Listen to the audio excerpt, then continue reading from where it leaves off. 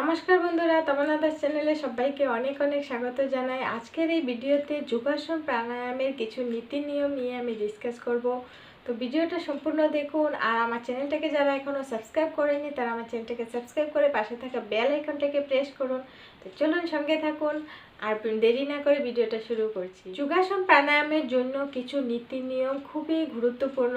তো অনেক সময় দেখা যায় যে নীতি নিয়ম না জেনে যোগাসন প্রাণায়াম করলে কিন্তু আমাদের দেহে কিছু ক্ষতি হয়ে থাকে। তো সেই জন্য যোগাসন প্রাণায়ামের নীতি নিয়মটা জেনে নেওয়া খুবই খুবই গুরুত্বপূর্ণ প্রয়োজন। সর্বপ্রথম যেটা নিয়ম সেটা হলো খুব সকালে ব্রহ্ম মুহূর্ততে ঘুম থেকে উঠে সূর্যোদয়ের 1 ঘন্টা পর্যন্ত যোগাসন প্রাণায়াম করাটা খুবই লাভদায়ক। আর সন্ধ্যার টাইমে, তো সকাল আর সন্ধ্যা যে কোনো দুটা সময়ের মধ্যে একটা সময়ে যোগাসন প্রাণায়াম করাটা খুবই লাভদায়ক। কিন্তু যোগাসন প্রাণায়াম দিনে যে কোনো টাইমে করা যেতে পারে, কিন্তু খালি পেটে থাকতে হবে যোগাসন প্রাণায়ামের জন্য। যোগাসন প্রাণায়ামের সেকেন্ড যেটা নিয়ম সেটা হলো যোগাসন প্রাণায়ামের জন্য খোলা আকাশের নিচে প্রদূষণ মুক্ত জায়গাতে বসে যোগাসন প্রাণায়াম করলে খুবই ভালো হয়। যোগাসন প্রাণায়ামের জন্য থার্ড যেটা নিয়ম সেটা হলো যে বন্ধ ঘরে ফ্যান এসি নিচে বসে যোগাসন প্রাণায়াম করাটা একেবারেই নিষেধ। যোগাসন প্রাণায়ামের ফোর্থ নিয়ম যেটা সেটা হলো যোগাসন প্রাণায়ামের জন্য যোগা ম্যাট বা কম্বল চাদর জাতীয় জিনিস পেতে যোগাসন প্রাণায়াম করাটা উচিত।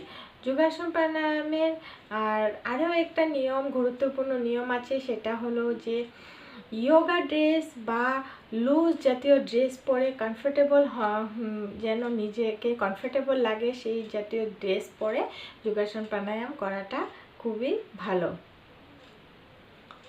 তো বন্ধুরা, যোগাসন প্রাণায়ামের ক্ষেত্রে আরও কিছু নিয়ম আছে, যেমন প্রেগনেন্ট লেডি বা ক্ষুধার্ত ব্যক্তি বা জ্বরে আক্রান্ত ব্যক্তিরা যোগাসন প্রাণায়াম করাটা নিষেধ। কিন্তু প্রেগনেন্ট লেডিদের ক্ষেত্রে কিছু যোগাসন প্রাণায়াম থেকে থাকে, তার মধ্যে অনুলোম বিলোমটা ধীর স্থির গতিতে করা যেতে পারে। যোগাসন প্রাণায়ামটা মাসিক যখন থাকবে, মেন্স পিরিয়ড টাইমে যোগাসন প্রাণায়াম করাটা একেবারেই নিষেধ।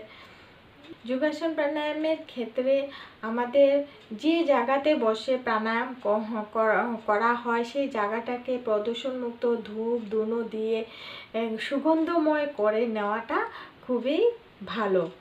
যোগাসন প্রাণায়ামের ক্ষেত্রে অনেক সময় দেখা যায় যে আমাদের অনেক ব্যক্তিরা আছে যারা অনেক টাইম ধরে কোনো ধ্যানাসনে বসতে অসুবিধে হয়ে থাকে।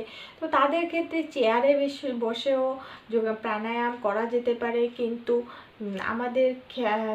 আমাদের সেই দিকে গুরুত্ব রাখতে হবে যে আমাদের মেরুদণ্ড, কোমর মেরুদণ্ড, এই পিঠ, এই জায়গাগুলো স্ট্রেট থাকতে হবে, সোজা থাকতে হবে।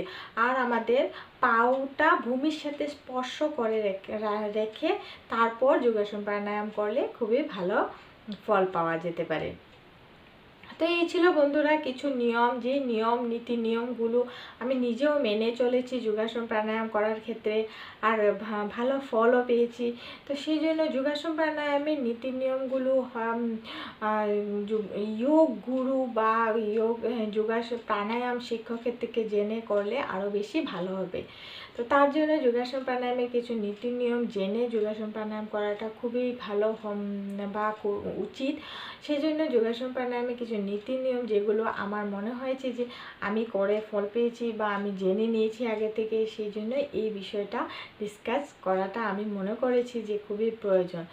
তার জন্য আমি সবার সাথে শেয়ার করেছি। তো বন্ধুরা, ভিডিওটা যদি ভালো লেগে থাকে ভিডিওটাকে একটা লাইক কমেন্ট শেয়ার করতে ভুলবেন না। আর আমার চ্যানেলটাকে সাবস্ক্রাইব করে বেল আইকনটাকে প্রেস করে দিন। আবার দেখা হচ্ছে নতুন একটা ভিডিওর সাথে। তো আজকের জন্য বিদায় নিচ্ছি।